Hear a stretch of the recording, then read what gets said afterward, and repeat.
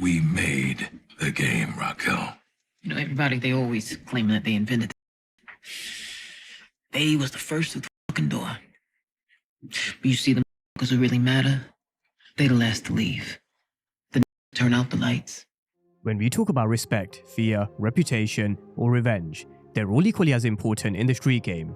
Characters like Rock and Snaps haven't built what they've built or got to the positions that they have without each of those traits, although as they sat around this table, Snaps made it clear that they were in different leagues, with Rock equally biting back, and the way this meeting went down between two heavyweights, it really has added a real storm to the series. It could also be planting the seeds and setting the foundation for who Rock could be up against in Season 4, because as much as Snaps made it known how powerful he is, Rock also stood on her business from the beginning till the end.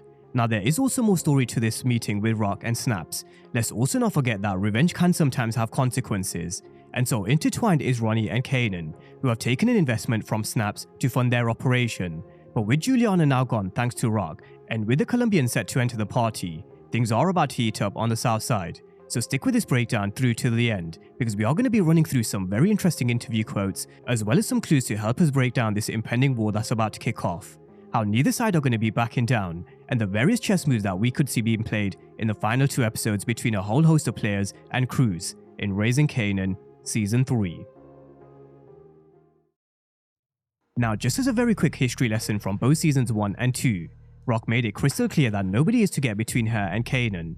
Whether it be her ex-boyfriend Symphony, Detective Howard, Marvin, to Snaps and Pop in 308, she's always very protective of Kanan because he's her world. She's very power hungry and ambitious, but she also understands that keeping Kanan safe means it keeps all of them safe.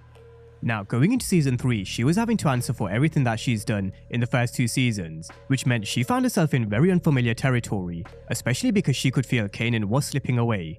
He started to realize who his mother was, and he began to forge his own path because of her lies and manipulation, and so far, she's been pretty powerless to stop him, especially because of Snaps and Ronnie's influence.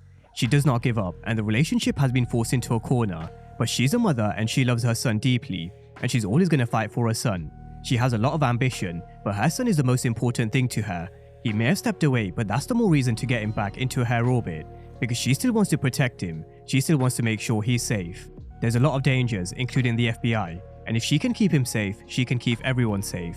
Now, I do have to agree with Patina, there are a lot of dangers out there from law enforcement to enemies on the streets, so keeping Kanan out of harm's way would be one of the top priorities, which it is for Rock. But one of the consequences and the fallout from everything that's happened in Seasons 1 and 2 is Kanan getting deeper in the street game and getting into business with Ronnie, Snaps, and Pop as investors, which brings me onto this feisty, powerful conversation. But Pop and me, been paid, and stayed paid. You're forgetting that track, the one that you hustling from, the very place of your fucking business, we paved with our blood, sweat, and tears. Now, this scene was powerful in so many different ways. Rock strolled into Snaps and placed his business, and as she always does, she gets straight down to business by telling them they needed to back off from her son. But this conversation also revealed a bit of history, the power and influence that Snaps and Pop have, but also how Rock can stand on her own and how she wasn't fazed one bit by Snaps' speech around how he was the one who invented the game. Now, in regards to the history, they've known each other for years. Snaps and Pop knew that Rock was DEF CON's girl, and how she was the only girl Pop ever saw DEF CON fuck with. Whether she knows anything more about who DEF CON really is, who knows. But it was soon made clear that Rock wasn't the same girl in pigtails jumping rope outside her parents that Pop once knew. Rock has turned into a formidable force to be reckoned with, and the longer this conversation went on, Pop realized this isn't the same girl. However, Snaps, he wasn't fazed. This shit stopped being about Ronnie the moment that she came strolling in here, telling us what to do. This shit is about us now. And nobody fucks with us. Snaps wasn't happy at the fact Rock had come into their establishment, telling them what they can and can't do, so he made it clear he was stronger, more powerful, he had more pull and influence. As well as the game that Rock now makes some money in, they paved the way with their blood, sweat, and tears.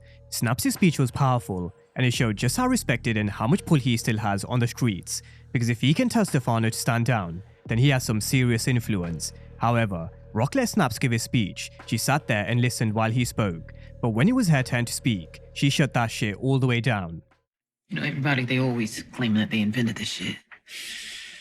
They was the first through the fucking door.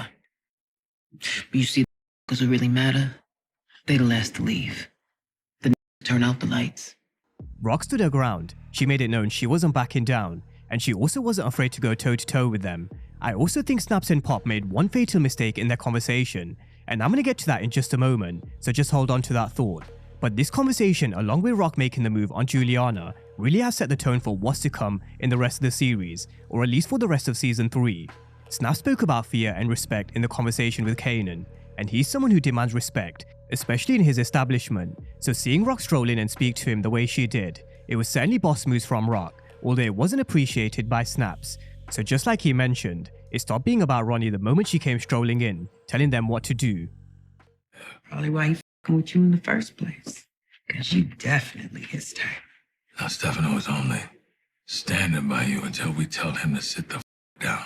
Now here's where I believe Snaps and Pop made a fatal mistake. Pop let it slip that she had a bit of history with Stefano, and what he likes in a woman. She also mentioned how Rock is Stefano's type, so I really wouldn't be surprised if Rock now uses this to her advantage. She's done it before with Cartier in season 2, so I really wouldn't be surprised to see her do it again with Stefano to try and help her win this war. Snaps and Pop were trying to tell Rock that there are levels to this game. They may have been sitting on the same table, but they weren't in the same league. But in doing so, I do think this bit of information that they dropped was a mistake, and that's going to give Rock something to work with.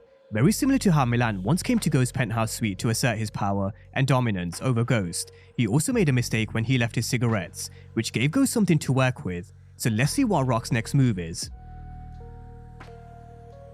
Now we already know the move that Rock made in 308. She stood on business from start to finish, but in doing so, that fucks with Ronnie and Kanan's connect, as well as Snaps' investment, and that will force Snaps to get involved. So just to give some more background and insight into what we can expect from their viewpoint, Wendell Pierce gave an interview with Dana at the Coalition, which I will leave the link to down below in the comment section and description, which I really would highly recommend for you guys to watch because it will give you a lot more insight into Snaps and Pop. But in short, they said that they were two people who are always prepared. They have guns under their table. They've got muscle around them everywhere in their establishment. They're ready and they're very prepared at all times.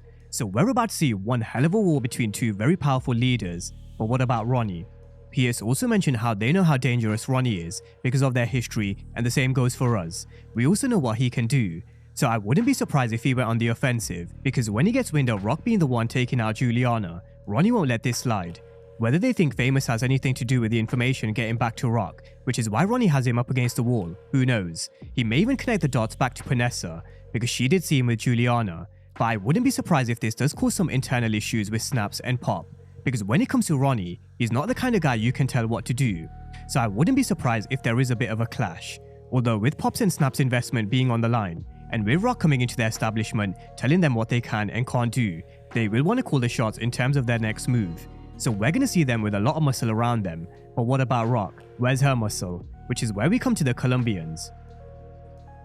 In the trailer for 309, we see Ronnie being stopped in his tracks by Joaquin and the Colombians. Now why they've targeted Ronnie? It could be because of the deal that he made with Juliana behind their back, but I also wouldn't be surprised if there was a little twist here, because we don't actually know whether Joaquin did give the thumbs up to Rock to kill Juliana. We know that Rock approached Joaquin and said that she's gonna do what she's gotta do, but Joaquin said that he needed to check the information before he gives the go-ahead. Now Rock did tell Juliana that Joaquin knows that she was here, but did Joaquin give Rock the go-ahead off-screen or not? We don't actually know for sure, so that is just something to keep in mind when it does come to the Colombians coming into play. Now there's also Rock telling Kanan that he's out of business, with Kanan's response being he's one phone call away from having Rock taken away, and she also doesn't decide when he's done. Kanan's also going to be kidnapped, and I guess the question is, who by? Is this a move from Rock? Is it a move from the Colombians for killing Juliana without the go-ahead from Joaquin? Or is it Snaps, Pop and Ronnie? Because they know the one way they can actually hurt Rock is through Kanan, which could also give Kanan a bit of a motive to help his mother. Either way, we are in for some huge chess moves in the final 2 episodes, with a lot of surprises, twists, and turns. So drop all your thoughts down below in the comment section, and let me know how you see this playing out between Ronnie, Rock, and Snaps, along with the Colombians' involvement. But as always, thank you guys for watching, and I'll see you next time.